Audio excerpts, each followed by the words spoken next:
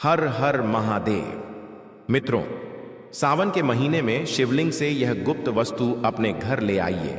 आपकी सभी मनोकामनाएं पूरी होंगी और इतना धन आएगा कि गिनते गिनते थक जाएंगे। भगवान भोलेनाथ जी की कृपा से आपके जीवन में बहुत उन्नति होगी। शिवलिंग से यह गुप्त वस्तु हम भी अवश्य लाते हैं, जिससे घर में अन्न धन वैभव की वृद्धि होती है और पितृदोष, राहु दोष, काल सर्प दोष जैसे दोष दूर होते हैं। यहां तक कि शत्रु भी कांपते हैं। बिना पूजा पाठ, व्रत, धूप, दीप या जल अर्पण के ही इसका फल मिल जाता है और भगवान शिव विशेष आशीर्वाद देते हैं। दोस्तों, हिंदू धर्म में सावन के महीने का बहुत अधिक महत्व होता है। यह महीना हिंदू पंचांग का 5वां महीना है और भगवान शिव को समर्पित होता है। इस महीने में शिव भक्त विधिवत पूजा अर्चना करते हैं और सावन के सोमवार का महत्व और भी बढ़ जाता है। धार्मिक मान्यताओं के अनुसार सावन के महीने में भगवान शिव और माता पार्वती की विधि विधान से पूजा करने से भक्त की मनोकामनाएं पूरी होती हैं और सावन के सोमवार व्रत रखने से भोलेनाथ की विशेष कृपा प्राप्त होती है। दोस्तों, इस बार 11 जुलाई से सावन की शुरुआत होगी और 9 अगस्त को समाप्त होगा। इस सावन में 4 सोमवारी व्रत होंगे। पहला 14 जुलाई को, दूसरा 21 जुलाई को, तीसरा 28 जुलाई को और चौथा 24 जुलाई को। सोमवारी व्रत 4 अगस्त को है। कहा जाता है कि इस सावन महीने में यदि कोई भी व्यक्ति भगवान भोलेनाथ की थोड़ी सी भी पूजा या साधना कर लेता है तो उसकी सभी मनोकामनाएं पूरी होती हैं, जीवन के सभी कष्ट समाप्त हो जाते हैं और उसके जीवन में धन का आगमन शुरू हो जाता है। भक्तों, वीडियो आगे शुरू करते हैं उससे पहले भगवान भोलेनाथ के सच्चे भक्त चैनल की इस वीडियो को लाइक जरूर करें और कमेंट बॉक्स में हर हर महादेव सच्ची श्रद्धा से लिख दें, ताकि भगवान भोलेनाथ जी का आशीर्वाद सीधे आपको प्राप्त हो सके। दोस्तों, आज की इस वीडियो में हम आपको बताएंगे कि सावन के दिनों में आपको भगवान भोलेनाथ के मंदिर जाकर किन किन वस्तुओं को भगवान को अर्पित करना चाहिए और वहां से क्या क्या लेकर आना चाहिए, ताकि आपके घर की गरीबी, दरिद्रता, परेशानी, कष्ट और दिक्कतें हमेशा के लिए खत्म हो जाएं और दूसरी ओर आपके घर में सुख, समृद्धि, यश, वैभव और ऐश्वर्य की प्राप्ति हो। ध्यान रखिए दोस्तों, सावन के महीने का इंतजार हर व्यक्ति इसीलिए करता है ताकि उसे भगवान भोलेनाथ का आशीर्वाद मिल सके। कहा गया है कि देवों के देव भगवान भोलेनाथ यदि किसी व्यक्ति को आशीर्वाद दे दें तो उसका साक्षात काल भी कुछ नहीं बिगाड़ सकता। इसीलिए आज की इस वीडियो में हम आपको बताएंगे कि कैसे आप सावन के इस पावन माह में भगवान भोलेनाथ को प्रसन्न कर सकते हैं, कैसे उनका आशीर्वाद प्राप्त कर सकते हैं और सावन के दिनों में शिवलिंग की पूजा कैसे करनी है, वह भी विशेष उपाय करते हुए।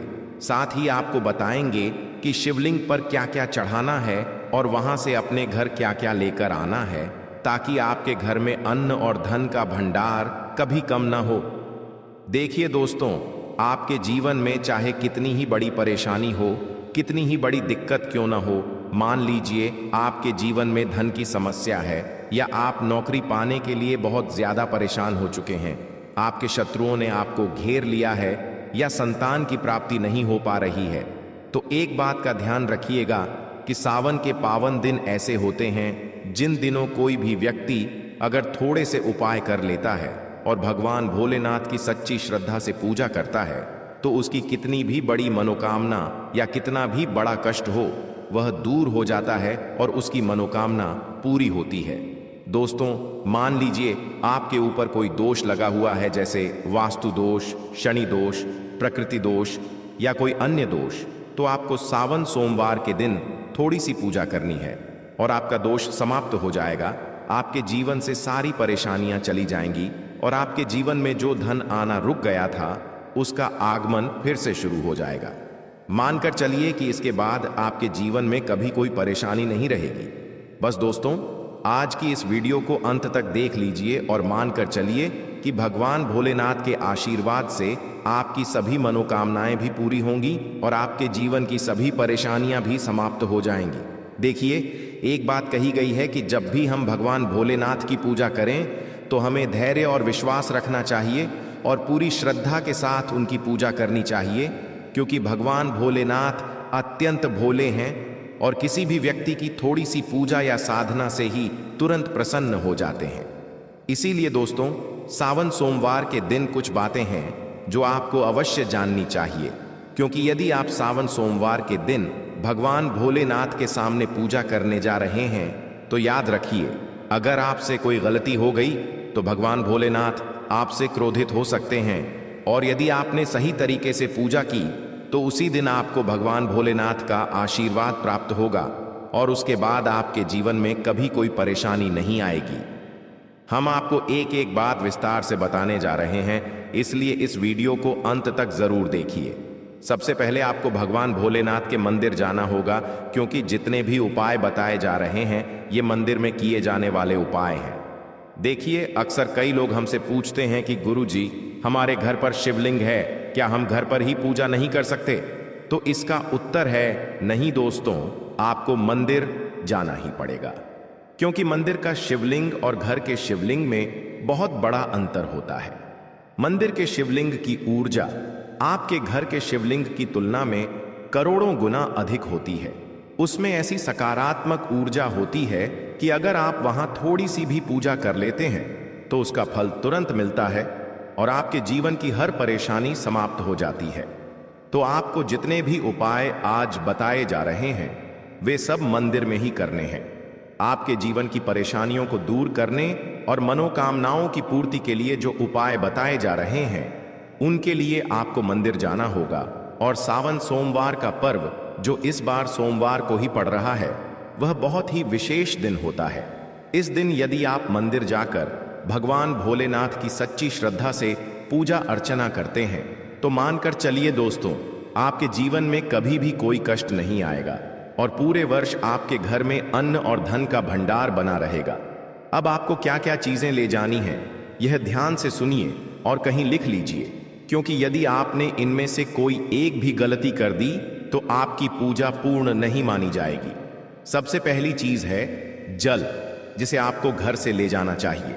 अक्सर लोग कहते हैं कि मंदिर में भी जल मिल जाता है, लेकिन ध्यान रखिए दोस्तों, मंदिर का जल केवल तभी उपयोग करें जब कोई विशेष बाधा हो, अन्यथा घर से ही जल ले जाएं, क्योंकि जब आप घर से जल ले जाकर भगवान भोलेनाथ पर चढ़ाते हैं तो वह आपके घर का प्रतीक होता है और उसी जल के माध्यम से आप भगवान से अपनी सभी समस्याएं कह सकते हैं। जैसे ही आप वह जल भगवान भोलेनाथ पर चढ़ाएंगे आपकी परेशानियां भी समाप्त हो जाएंगी। इस जल में 2-4 बूंद गंगा जल जरूर मिला लें, क्योंकि बिना गंगा जल के पूजा पूरी नहीं मानी जाती। विशेषकर महाशिवरात्रि या सावन सोमवार के दिन तो गंगा जल आवश्यक होता है। दूसरी चीज है 3 पत्तों वाला बेलपत्र, जो अत्यंत शुभ माना जाता है। कहा गया है कि यदि एक ओर आप 1000 कन्याओं को भोजन कराएं और दूसरी ओर भगवान भोलेनाथ को एक बेलपत्र अर्पित करें तो दोनों का फल समान होता है, इसलिए बेलपत्र अवश्य ले जाएं। तीसरी चीज है सफेद फूल, जो भगवान भोलेनाथ को अत्यंत प्रिय हैं, इसलिए सावन सोमवार को मंदिर में सफेद पुष्प चढ़ाना चाहिए ताकि भगवान का आशीर्वाद प्राप्त हो सके और जीवन की सभी समस्याएं समाप्त हो जाएं। दोस्तों, सफेद चंदन भी ले जाना आवश्यक होता है, और यदि आप भगवान भोलेनाथ को दूध अर्पित करना चाहें तो यह ध्यान रखें कि दूध कच्चा होना चाहिए, पका हुआ दूध कभी नहीं चढ़ाना चाहिए। अब आगे जानिए कि और क्या क्या ले जाना है। यदि आप चाहते हैं कि आपकी सभी मनोकामनाएं पूरी हों तो एक छोटा डिब्बा लें और उसमें काली मिर्च भर लें। फिर एक लाल कपड़ा लें जिसमें लौंग और कपूर रखें और उसे मौली धागे से बांध लें। इस पोटली को अपनी जेब में रखकर मंदिर लेकर जाएं। सिर्फ इतनी ही चीजें आपको ले जानी हैं। अब आपको यह जानना है कि आज के दिन पूजा कैसे करनी है, तो चलिए आपको बताते हैं। ध्यान से अंत तक सुनिएगा और जितनी भी चीजें आपको बताई जा रही हैं उन्हें आपको ले जाकर शिवालय में भगवान भोलेनाथ को अर्पित करना है और फिर कुछ चीजें शिवालय से वापस अपने घर ले आनी हैं ताकि आपको धन की प्राप्ति हो सके और आपकी हर मनोकामना पूरी हो जाए। भक्तों, सबसे पहले आपको मंदिर जाना है और इस बात का विशेष ध्यान रखना है कि मंदिर जाने से पहले कभी भी काले या नीले रंग के कपड़े न पहने, क्योंकि ऐसा करने से भगवान भोलेनाथ का क्रोधित रूप देखने को मिल सकता है। मंदिर पहुंचने पर सबसे पहले पतली धार बनाते हुए भगवान भोलेनाथ को जल अर्पित करना है ध्यान रहे कि यह जल धीरे धीरे और लगातार बहता हुआ चढ़ाना चाहिए। इसके बाद आपको भगवान भोलेनाथ को चंदन लगाना है और फिर 3 पत्तों वाला बेलपत्र शिवलिंग पर रखना है। बेलपत्र अर्पित करने के बाद भगवान भोलेनाथ पर सफेद पुष्प चढ़ाना है। अगर आप चाहें तो भगवान भोलेनाथ को दूध भी चढ़ा सकते हैं, लेकिन यह दूध हमेशा कच्चा होना चाहिए, पका हुआ नहीं। इतना करने के बाद आपको वहां खड़े होकर 108 बार ओम नमः शिवाय का जाप करना है। ध्यान रहे कि यह जाप श्रद्धा और एकाग्रता के साथ करना है। अब आगे जो करना है वह यह कि जो डिब्बा आप काली मिर्च का लेकर गए हैं, उस डिब्बे को शिवालय में शिवलिंग पर गिरती हुई जलधारा से स्पर्श कराना है और फिर उसे वापस अपनी जेब में सुरक्षित रख लेना है। उसी तरह जो लाल कपड़े की पोटली आप लौंग और कपूर के साथ ले गए हैं, उसे भी शिवधारा से छुआकर वापस अपनी जेब में रख लेना है। इसके बाद आपको यह करना है कि जिस लोटे में आप पानी या दूध लेकर गए थे, उसमें शिवलिंग से गिरता हुआ थोड़ा सा जल भरकर वापस ले आना है। ध्यान रखिए कि जो जल या दूध आप घर से लेकर गए थे, उसे पूरा का पूरा भगवान भोलेनाथ को अर्पित कर देना है और वापस नहीं लाना है। केवल वही जल वापस लाना है जो शिवलिंग पर चढ़ने के बाद नीचे गिर रहा है। हो सकता है आपके मन में सवाल आए कि जब इतने लोग वहां पर पानी चढ़ा रहे हैं तो उसमें से कौन सा जल लें। तो उसकी चिंता न करें, क्योंकि शिवलिंग पर चढ़ाया गया जल अमृत समान पवित्र हो जाता है और उसे ही घर लाना चाहिए। कहा जाता है कि कई देवी देवता अदृश्य रूप में शिवलिंग के पास खड़े रहते हैं ताकि शिवलिंग से गिरता हुआ पवित्र जल वे स्वयं धारण कर सकें।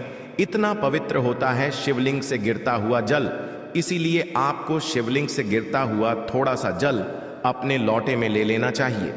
बस कुछ बूंदें ही पर्याप्त हैं। अब आपको करना यह है कि उस जल को लेकर घर वापस आना है और घर लौटते ही उस जल को अपने घर के लोगों पर हल्का हल्का छिड़कना है। साथ ही घर के हर कोने और मुख्य द्वार पर भी वह जल छिड़क देना है। बस इतना ही करना है और मान लीजिए पूरे साल आपके घर में कोई नकारात्मक शक्ति प्रवेश नहीं कर पाएगी।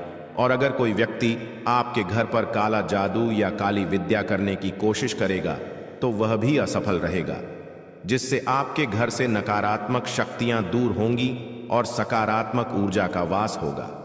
अब जो काली मिर्च आप भगवान भोलेनाथ के शिवलिंग से स्पर्श करा कर लाए हैं, उसे अपने पूजा घर में रख दें। यह काली मिर्च का डिब्बा आपके पास रहेगा और जब भी आप किसी शुभ कार्य जैसे व्यापार की बैठक, नौकरी प्राप्ति या किसी विशेष काम के लिए बाहर निकलें तो घर के मुख्य द्वार पर इस काली मिर्च को रखकर उसे अपने पैर से कुचलते हुए निकलें।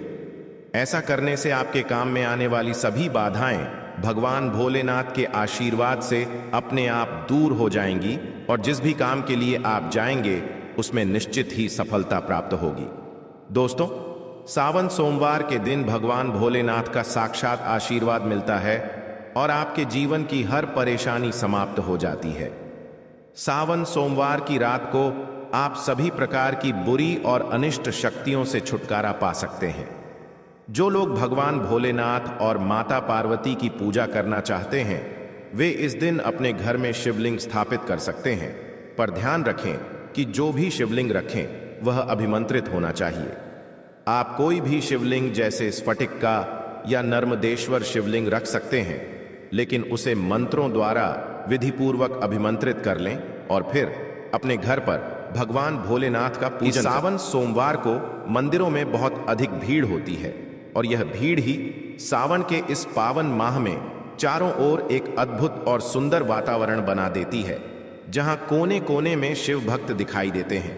अगर आप मंदिर में नहीं जा सके या ठीक से जल नहीं चढ़ा पाए तो घर में ही शांति से पूजा करें। गन्ने का रस, पंचामृत, दूध, दही, घी, शहद, शक्कर मिलाकर अभिषेक करें। फिर भगवान भोलेनाथ का श्रृंगार करें, चंदन चढ़ाएं, अक्षत अर्पित करें और जनेऊ अर्पित करें। थोड़ा सा चंदन का इत्र भी अर्पित करें, क्योंकि चंदन का इत्र विशेष रूप से भगवान शिव को बहुत प्रिय है।